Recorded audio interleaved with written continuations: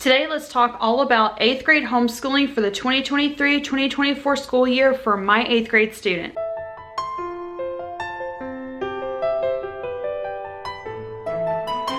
Hey everyone, it feels like it's been a while since we just had like a video to just talk about things because we had a last minute sudden being able to get away for spring break for a couple days and just take some time off, and then immediately our summer just became so busy with some new travel opportunities that we weren't expecting to have, and it was just so busy. I mean, today I'm not even like really dressed for like doing a talking video. I'm dressed for like cleaning around the house and working, but I'm trying to get caught up on videos. And now that we are completely through all of our summer travel, summer semester videos, and we are on our last week of summer semester when I'm filming this, and by the way, I'm filming a video today, but I'll also be filming the one for next week and the week after. So like, I'll be wearing the same thing. It's all gonna be during that week, but I wanna go ahead and get them done before we do our 2-week summer break between our summer and fall semester. And I just wanted to talk to you guys. So I have a rising 8th grade student who is a 12-year-old. She moved up 1 year, she skipped 6th grade.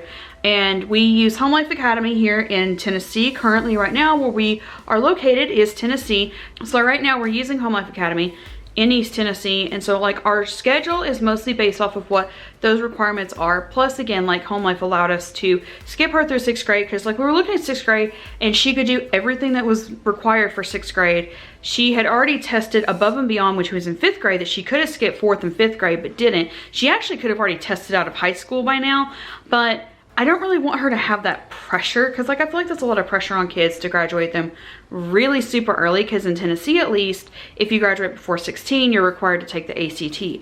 And I didn't want her to have to like stress about taking an ACT at 15 years old. So like we are kind of like slowly doing, but it's also kind of fine because that way she can spread out some of her teaching.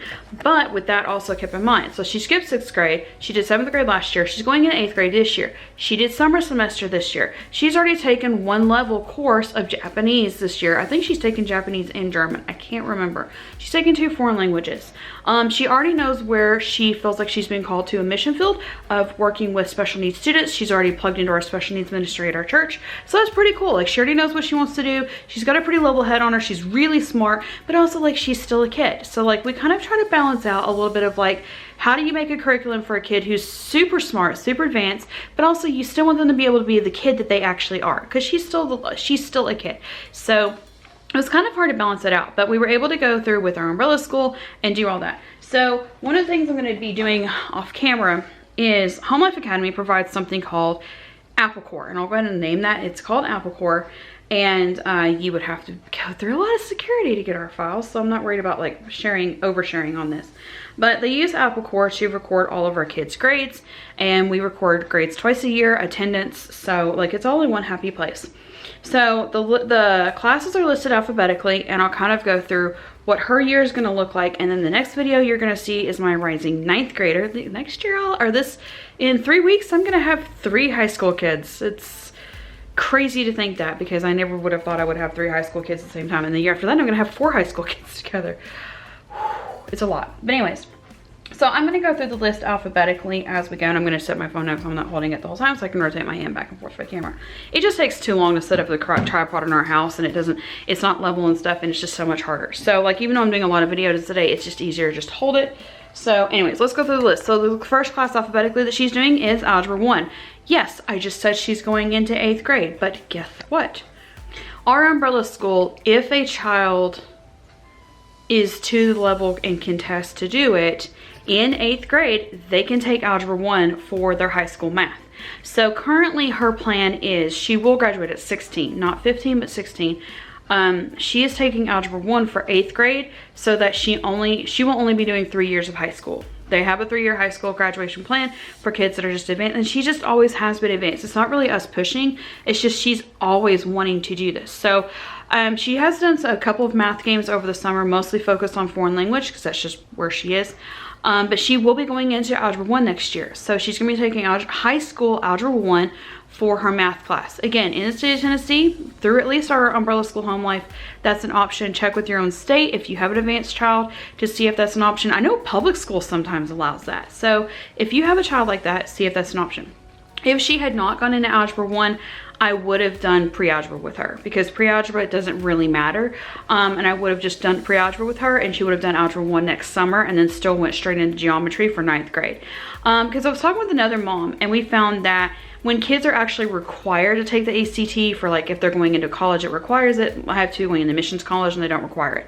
But, and I just kind of feel like if your kid's not required to do it, don't make them do it, because that's just a lot of pressure. I feel like ACT is so much pressure for teenagers, and I hate it. So, but I have one that's going to be doing it. So for her, after talking to a lot of parents, our math is so weird. Like, technically, when you do the ACT, it's mostly geometry based. So and when you technically are supposed to take the ACT your junior year.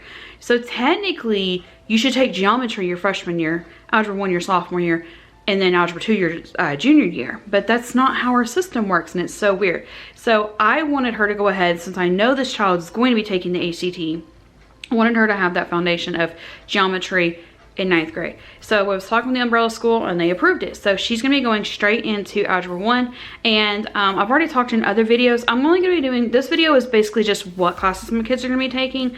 And then I'm going to do individual videos breaking down the individual subjects. And my goal, unless we're traveling, is every Thursday is going to be a new homeschooling themed video. Because I don't want to just like flood all of you with homeschooling videos, because I know some people don't watch all the homeschooling videos. But I also want to make the homeschooling videos for those of you who do. Also, on some things, I'm going to have like members only posts, because a lot of the stuff that I'm doing members only posts for is stuff that I've invested a ton of time into, that if I had the website to do it, I would sell these as PDFs for like 99 cents. But instead, I'm going to put them on the members only page for 99 cents a month, and then you can access those files there, because that just really helps us to continue making these videos. Because right now, that's just kind of where we are, is like, if I'm going to take the time and continue making YouTube videos, I'm going to need to do something to bring in a little more extra income, because the YouTube videos takes time away from my day that I could be doing a part-time job. So that's just kind of where we are. Some stuff will be like members only posts. Like I said, some of the classes I'm gonna do individual ones. I've already done a video on what we use for math for middle and high school. I'll link it up there, but that is the current plan, is she will be doing Algebra 1. The next class alphabetically on here is American History. I think I've already done a video on this. She's going to be going through the exact same American history plan that her sister who did 8th grade last year did. And we were super happy with that plan. Again, that video will be linked up here, and they'll be in the description box below. But yes, she's going to be doing American history for her history this year, which is really cool. Spoiler for a video 2 weeks from now. I have two 11th graders going into US history, and it's so cool how those three are going to be like lined up together. And my rising 9th grader is not doing any history this upcoming year, but she's doing like a heavy science focus, because that's kind of where she's leaning towards, is like animal science or some kind of science career. So like, she's doing more science focus, so she's taking a year off of history, and I'm cool with that. And honestly, like, she's still going to get history, because I'm more like history focused than I am science, and my husband's the opposite. He's more science focused.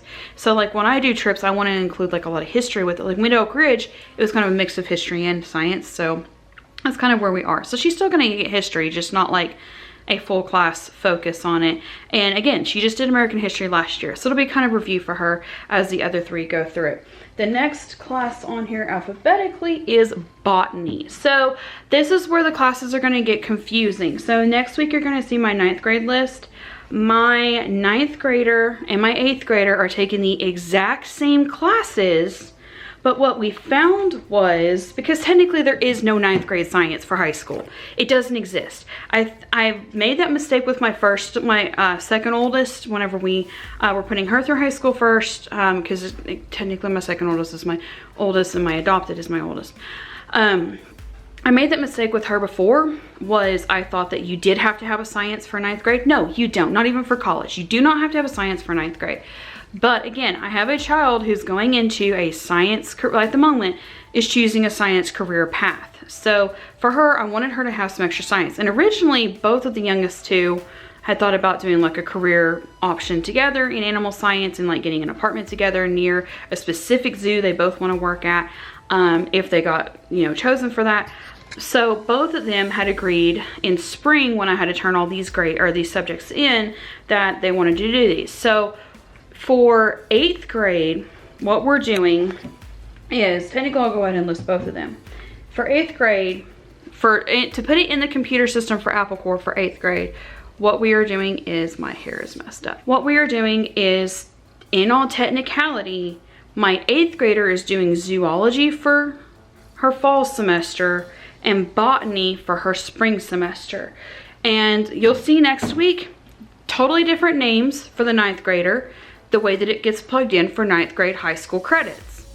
But it's the same class. They're gonna be taking the exact same class, and I will go through a video specifically explaining how this is gonna work. But so far the Umbrella School was cool with that. We were like, hey, we found this really cool animal science class we wanna do, but it's only enough for one semester. Can we break it up? They had no problem with it, because technically it's a made-up class that we're doing so that she has some extra credit, like elective science classes, and that's what they're going to count for her, is electives. They're going to count as half credit electives for her, and they're totally fine with that. So that's gonna be super cool and fun. Again, I'll do a separate video on specifics, because if I went through like all the specifics of every subject on here, this video would be an hour long, and I don't want to do that to you guys. So that's what she's got. So again, we've already gone through math, we've gone through history, science, and then of course the last one she's doing is literature. You see, if you haven't seen it, our video up here on movies as literature, we love using movies as literature. It's become our new favorite thing to do. And if your kids are already like, they already have the nouns, they already have the adjectives, they already know how to diagram sentences, they already know how sentences work together, movies as literature is perfect. If you have a visual learner, movies as literature is perfect. Like, it's for our family, this may not be every family. For our family, we have found that movies as literature is the best curriculum choice for our kids. So more specifically, and again, there will be a members only post later with the exact list of what we used for my 8th grader last year. And then this year's 8th grader is doing it a little bit different. So this year, my rising 8th grader is doing children's movies as literature. But again, I already said she's doing American history. So you've probably already seen the video about the history class she's going to do. But basically, her literature and history class are together. They're the exact same thing. She has no writing for history class. She's just watching movies for history class, because all of the writing will be on the literature portion. Now for my advanced placement student, which is my rising 8th grader and one of my rising 11th graders, I require them to do a little more writing than my rising 9th grader and my other rising 11th grader. The ones that are not doing it as AP, they only have to do 1 paragraph summary of the movie they watched based on a book or true story. I found out true story counts because it's biography.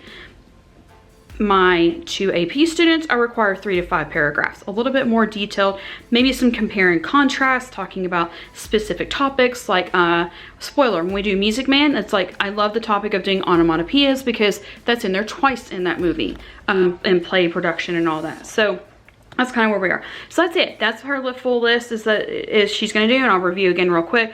She's doing high school algebra 1 for her math. For her history, she's doing American history. For science, she's doing animal science in the fall, which we're calling zoology. In middle school, it's called zoology. And then in the spring, she's doing botany. And again, I'll go over next week what the 9th grader calls it. And literature, she's doing movies as literature, which will also be tied back into her American history program, and it's all gonna be together. And I love that because like it's a lot less. I hate busy work. So like I hate having like, here, you're gonna answer these 3 pages of questions in history, then do a literature topic on the exact same thing. That just seems like a waste of our time. And she already knows the resources. It's just trying to get different critical thinking thoughts on paper, which is exactly what the literature program's for. So that's kind of where we are. But that's it for this video. Thank you again for our members for supporting this content, and be looking forward to some members only homeschooling posts, and we will see you next time.